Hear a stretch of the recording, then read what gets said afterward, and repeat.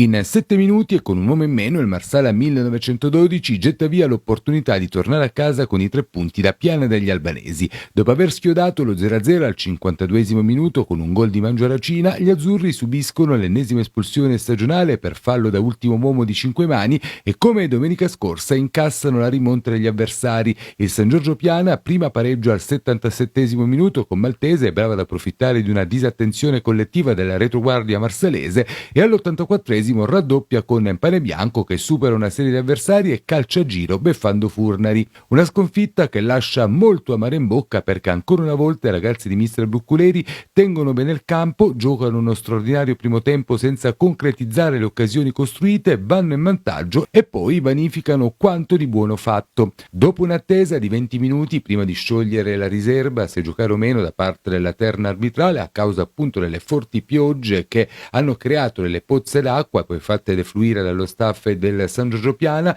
e con Giardino influenzato rimasto a casa e Genesi De Luca non al top in panchina, la squadra libetana inizia subito bene dimostrando anche ottime capacità di palleggio. Al 5° minuto Angileri verticalizza per Mangiaracina fermato per posizione offside. Al 9° locali in avanti con un cross dall'out di destra, brava Gogli a chiudere su Torres. All'11° Lettieri non si coordina bene e di testa su azione d'angolo manda fuori da buona posizione. Marsala ancora pericolosa al 14° minuto. Ottimo scambio di Mangiaracina con Ribaudo che restituisce palla di tacco al compagno, conclusione dell'attaccante azzurro deviata in corner da Lamin. Al 16° Pedalino controlla bene e calcia dal limite senza però inquadrare lo specchio della porta. 3 minuti dopo Mangiaracina chiede il triangolo ad Angileri e calcia di prima dal limite, palla di poco fuori.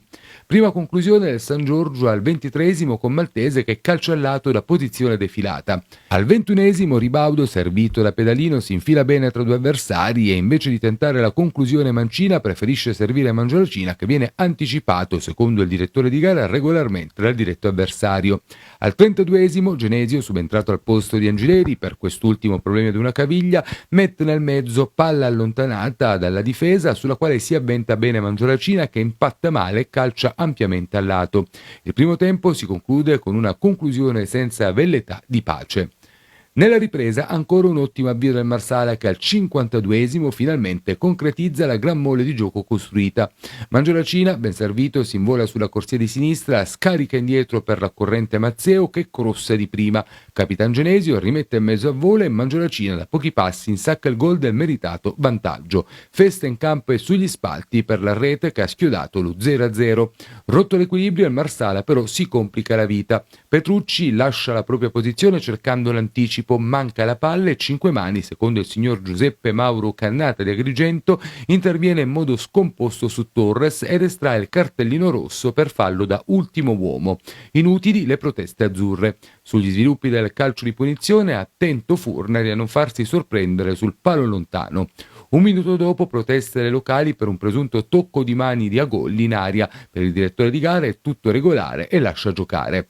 Al 65° bel gesto atletico di Maltese che controlla bene di petto ed effettua una splendida rovesciata, palla fuori di poco. Al 77° come detto la rete del pareggio, disattenzione collettiva della difesa lilibetana che sul cross di Acquaviva lascia lo spazio a Torres di avventarsi sulla palla, sfera che carambola sulla schiena di Petrucci e finisce poi sui piedi di Maltese che segna il più facile dei gol. Galvanizzati dal pareggio e dalla superiorità numerica, i ragazzi di Chinnici pigiano sull'acceleratore e all'81° vanno vicino al raddoppio sempre con Maltese, bravo a controllare di petto e a calciare con una bella conclusione in diagonale terminata fuori di poco.